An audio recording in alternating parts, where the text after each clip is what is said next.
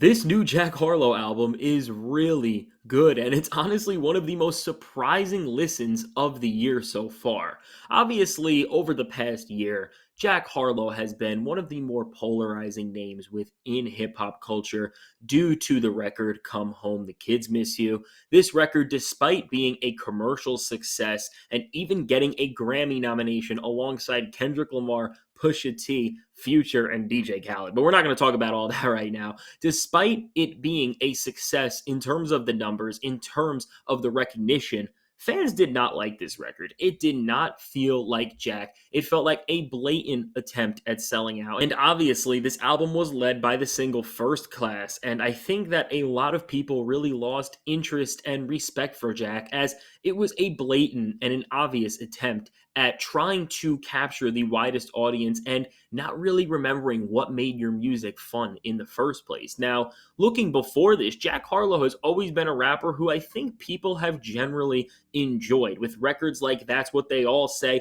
and Sweet Action, and before he even blew up with projects like Gazebo and Loose and Confetti, he's always put out these just fun little experiences. He has this really enjoyable swagger to listen to. He has some pretty good beat selections, and overall his music is just a fun little vibe. He has a little more substance and a little more lyrical complexities than your run-of-the-mill mainstream artist, but he's not saying anything deep. He's just talking about how cool he is or how good looking he is and whatever. It makes a fun vibe. So generally speaking, just from what we expect from Jack Harlow, he's always been an artist that I think people have welcomed. And in terms of what he does, this guy is not a vulture. People always like to say, Jack Harlow doesn't care about this, he doesn't care about that, but that's not true. It's clear that this guy is a pretty big hip hop fan. I mean, you just look at the names that he's collaborated with, names like Lil Wayne, names like Kanye West. Like, he's respected by some of the greats. And when you look beyond that, he had an underground artist like Mavi, who is absolutely brilliant, but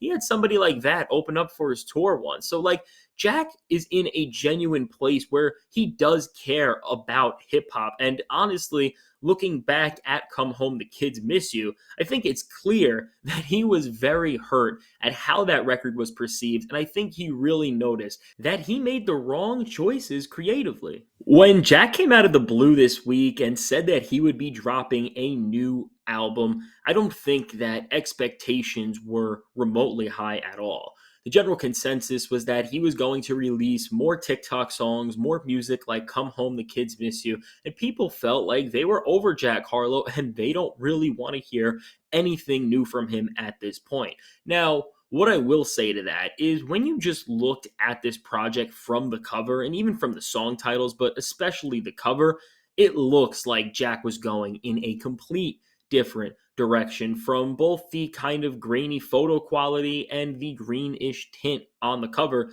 It looks like one of his older projects. And I mean, just look at the guy on the cover. You think somebody like that is going to make another version of First Class?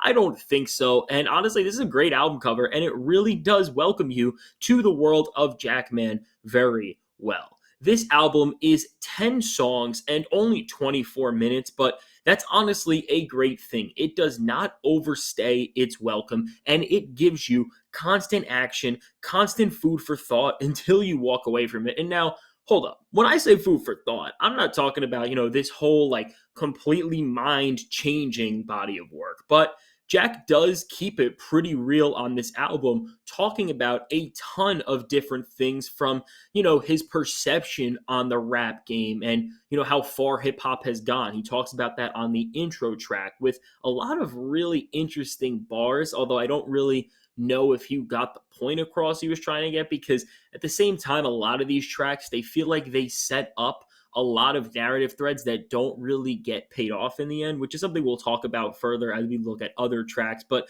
he keeps it real, talking about, broken friendships, relationships with family that have been hurt, his struggles with relationships. Like, he really does open up the playing field to a lot more interesting storytelling potential, and this does make for some pretty interesting moments. The last track, Questions, I thought was a great song where Jack focuses on his relationship with his brother. From the relationship they used to have as kids to the way they drifted apart, all the way to the way Jack feels now, where he doesn't feel like he can even speak to his brother and ask him the questions and have the discourse that he wants to. These are some really engaging, thoughtful talking pieces in a record. And to hear this from Jack Harlow, it's something that I didn't even expect, even after we were on the final track of this project. He really did deliver a really good and a really well thought out storytelling performance on this track. Now, it is not all great from here, as Jack does have a long series of questionable bars on this project, but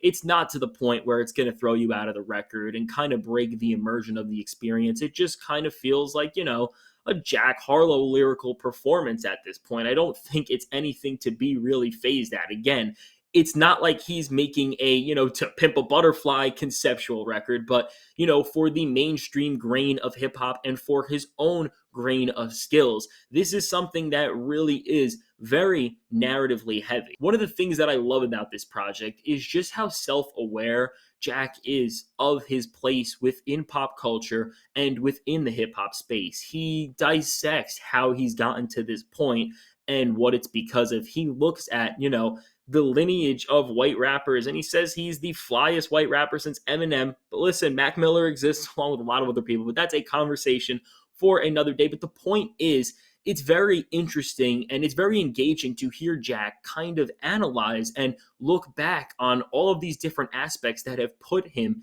into the place that he is in now. Both as an artist and as an entertainer, he looks at things like where his fan base is, who his fan base is, how he's gotten this fan base, and what has been attributed to his success. And he also looks at himself as a person. He looks at his flaws as a man. He looks at his flaws as a person, and it's pretty engaging to hear all of this come together. Again, when I say this, like, level your expectations. Don't go into this expecting the self-reflection or self-examination that a Kendrick, a Denzel Curry, a Cole, or any rapper who is known for their pen game and their emotional vulnerability. Don't go in expecting that, but going in expecting a record from a mainstream hip hop artist, which we know how low the bar has gotten for quality in the trap space and in the lanes around it. Like, this is really some enjoyable stuff. Now, I think my favorite part of Jackman is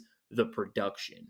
There's a ton of producers who worked on this record. Some like Boy to One, DJ Dahi, FNZ. Like, there are some big name producers, and there are a ton of credits on some tracks. But what really unifies this record, what really brings it together, and what really gives Jack's bars those, that flair and that swagger that he really needs to excel, is this soulful production. In a lot of ways, it's very reminiscent to, the Kanye West Just Blaze era of the Dipset records, of the Jay-Z records, of Kanye's own early records. And I think that that's a great thing. It gives this record such a unique soundscape in today's hip hop landscape. And I really do love it. These soul chops are so good. They add this passion, this level of sincerity to all of these tracks that just makes Jack's performance get across all the way more.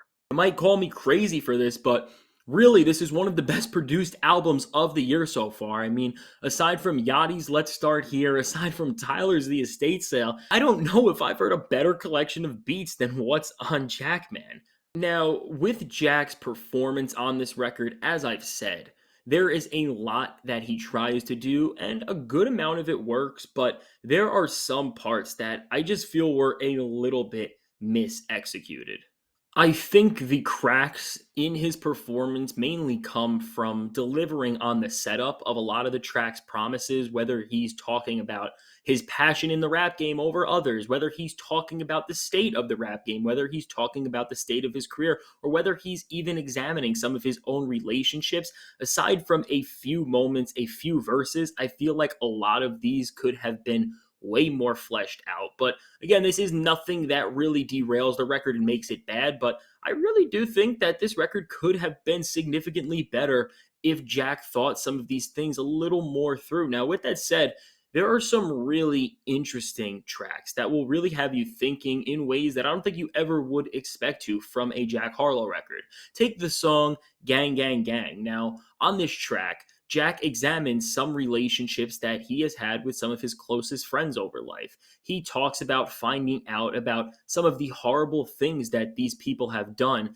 And the moral of the track is, where do you draw the line when your friends and when people that are close to you are doing bad things? Do you stick with them and ride for your friends no matter what because of the attachment you have?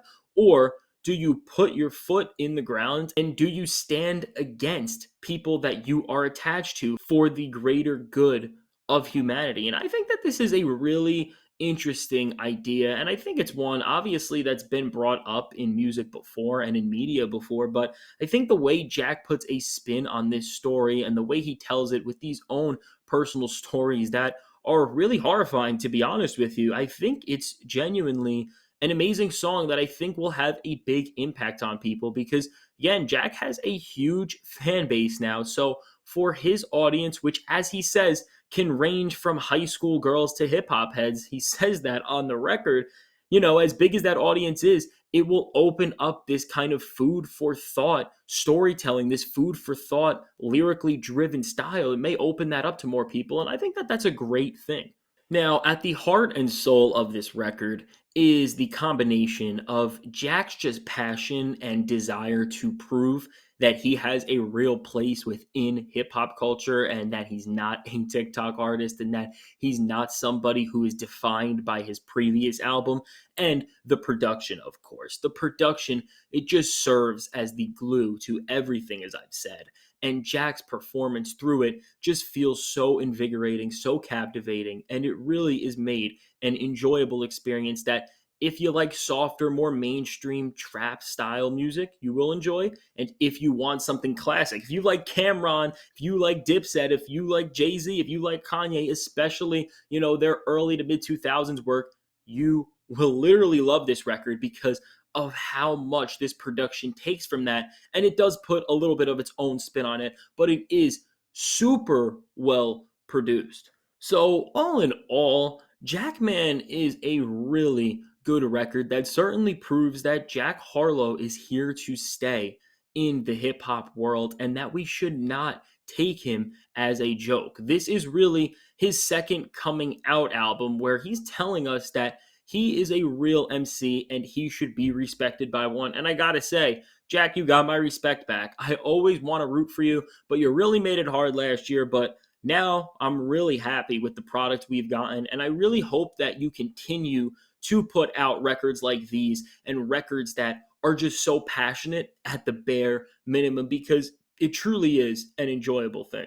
Before we go, I gotta rank the track list, which at number 10, we got Is That Aight? At 9, we got Common Ground. At 8, we got Blame on Me. At 7, we got It Can't Be. At 6, we got No Enhancers. At 5, we got Gang, Gang, Gang. At 4, we got Questions. At 3, we got Ambitious. At 2, we got Denver. And at 1, we got They Don't Love It. And for all those reasons that I have just said, I'm going to be giving Jackman a 10 out of 10. No, I'm just playing. I'm going to be giving this thing a 7.5 out of 10. I think it's a really solid record. I think it's a really good project. And honestly, it's, amongst some of the better records that we have heard in 2023. Let me know your thoughts on this record in the comments below. Are you vibing with it or are you not enjoying it? I would love to hear your thoughts. Let me know everything. Do you agree with my score? Was I too harsh? Was I too nice? Please let me know and be sure to hit that subscribe button. It is free and I make a ton of great content. It helps me out a lot.